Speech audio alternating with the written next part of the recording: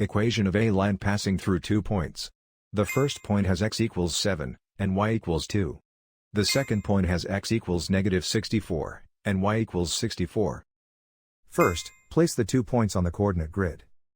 The run is the horizontal change, from x equals 7 to x equals -64, the run is -71. The rise is the vertical change, from y equals 2 to y equals 64, the rise is 62. Slope is rise divided by run, 62 over -71, which simplifies to -62 over 71. Now draw the line through both points.